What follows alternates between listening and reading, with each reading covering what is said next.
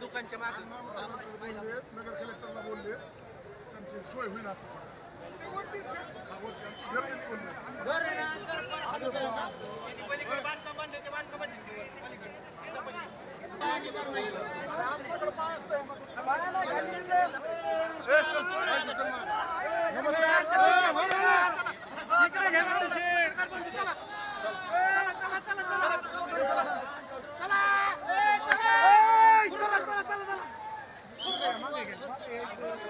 पीपीला बातमी येणार आहे.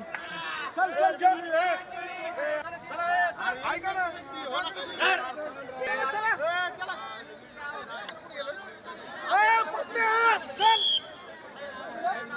50 वर्षापासून पहिल्यांदाच कडा नदीला इतका मोठ्या प्रमाणात पूर आलेला आहे. ते आत्ता काय झालंय, देवळाली, दादेगाव, घाटापिंपरी इकडे मोठ्या प्रमाणात पाऊस झाला व छोटे छोटे पाझर तलाव किंवा छोटे तलाव ते फुटल्यामुळे गावात पाणी शिरले.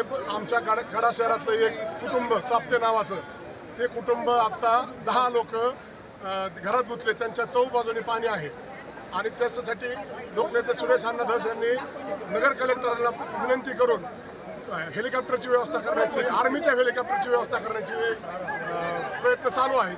ते मालनबाबा चरणी माझी प्रार्थना आहे की ते कुटुंब सुखात बाहेर निघावं.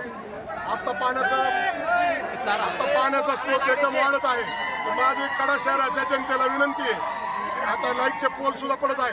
इथं थांबलेल्या सर्व लोकांना विनंती आहे माझी, आपल्या घरी सुखरूप जावं व आम्हाला ग्रामपंचायतला व पोलीस प्रशासनाला, तहसील प्रशासनाला मदत करावी अशी सगळ्यांना विनंती करतो.